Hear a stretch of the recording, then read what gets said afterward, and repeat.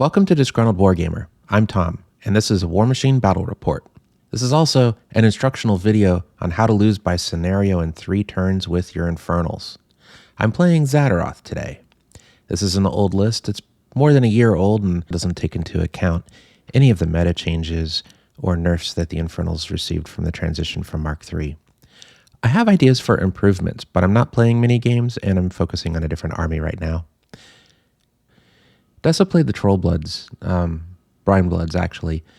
Admiral Boomhowler leads the army with a Deepborn and a Great Old One. The Deepborn has armor spines and a hammerhead shark with a skullbuckler. One Reef Troll is sporting a cannon and an axe and the Farstrike Animus with the increased rat, and the other is wielding a harpoon and shielding with a lightning strike Animus and shield guard head. Dessa wins initiative, rolling a 2 to my 1. She chooses sides and I deploy first. We are playing Steamroller Scenario 6 Invasion. Bear with me. The overlay here isn't exact, but you can see where the flags and objectives are. Remember during these scenarios that when you set up the board, the objectives are sometimes askew and dependent on which side of the board player 2 takes. During the scoring turns, you can steal the objectives and move them toward your zones. The rules intend, obviously, for the actual objectives to be moved, not the objective terrain or the flag. My gut feeling is that the deployment strongly favors second player, and the 5-inch disparity feels bad for player 1. However, according to the recorded games feature on Longshanks, where most of the competitive Warmachine games are recorded, the split is really close to a toss-up, with player 1 still winning more games than player 2, and at the time of recording, that's over 8,000 games with a win rate split of 51% to 49%. Dessa chose to move her flag to the tank trap, which is a piece of scatter terrain that provides cover, and I moved mine to the burning rubble. Both of these are illegal moves according to the Steamroller packet. That's my bad. I haven't played in several months, and I didn't read the rules before we started. My turn starts, and I run Nicaea into the tower. It's a good move in my opinion. Nicaea likes the added range, and collecting souls with her gun is still a thing you can do in this game. Saxon runs into the craters for cover. Howlers go up the middle, Griever swarms to either side, with the right side being supported by a Forebodar as an arc node, and a unit of Dark Sentinels. I'm determined to avoid losing my objective, which is at the bottom of the table and I think out of camera range. Dessa likes to start with all her tokens pre-written, and she places where she's going to use them. These spells haven't been cast yet, so don't get confused. She starts running things forward, riling her beasts to ensure she has enough fury for her Admiral Boomhowler. This 11-inch starting position basically means she can reach almost close to the center of the board with speed 6, plus 5 for running, and having the 2-inch extension of unit placement. She's easily hitting that 24-inch mark, and some of her bases are actually pushing further than 24 inches.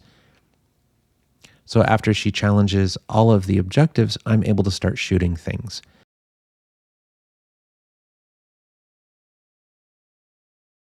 Nicaea opens fire trying to hit the booty boss, fails to kill, and I end up focusing on whether I can get a Forebodar out far enough to hit the Marauders at the bottom of the screen with a black spot.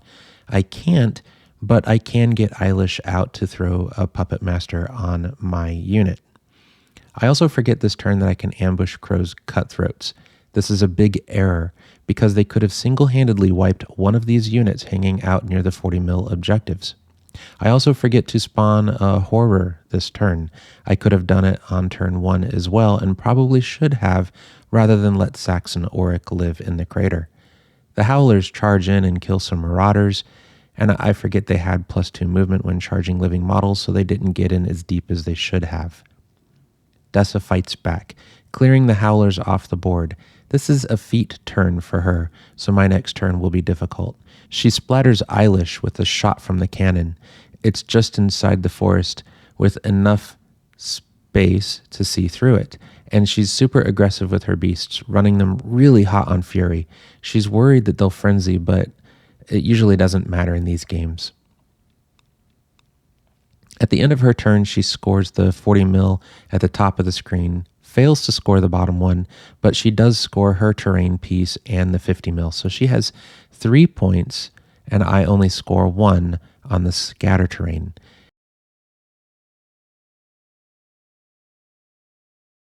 Zaateroth does some shooting and she collects souls. Nicaea also collects some souls.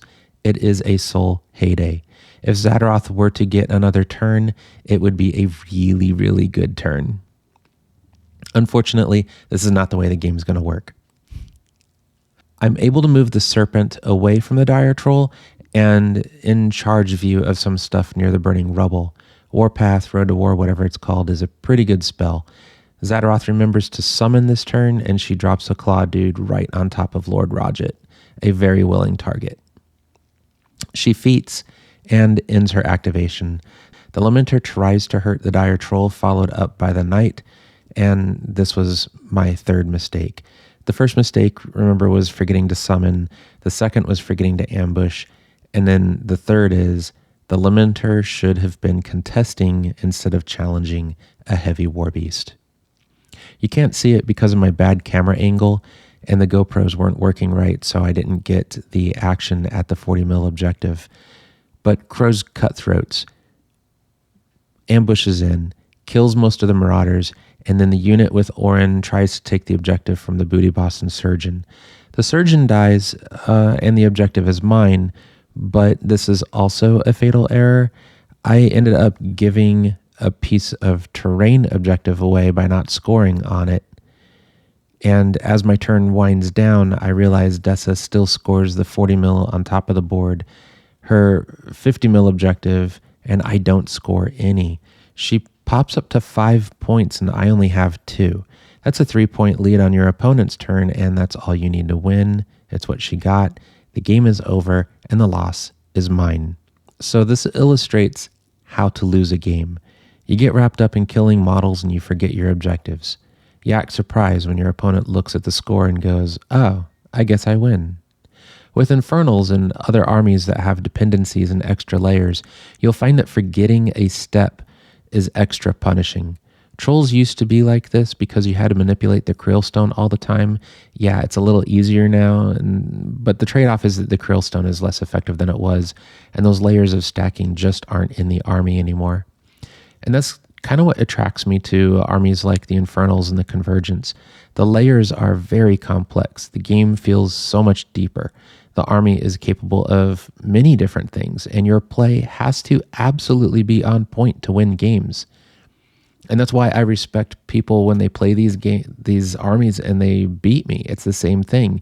They are layering strategies upon strategies, and it's really awesome when it works. When I want to relax, I play Trollbloods all the way. They are a super straightforward army, but when I want a thinking game, it's these Infernals, it's the Convergence. That's kind of where I sit right now, and that's my opinion. I'll give Signar Storm Legion another chance once I get the painted. My plan is to give Signar Storm Legion another chance. With the new releases over the last year, there may be more depth to it, but when I was playing with them and against them, it really felt like they were a straightforward army as well. Lessons learned here: if you're playing Scenario, do yourself a favor and actually play the scenario. Look out for those objectives.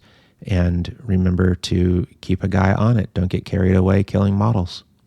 Good luck in your games, and I have no idea what my next video is going to be. It's just going to be something that interests me, that is hobby related. And as you've probably been aware, I have multiple hobbies. So this could be another gaming video, another battle report, a how-to on how to paint or make models, something to do with the motorcycle. I have no idea at this point. So thanks for watching. Stay tuned, and bye-bye.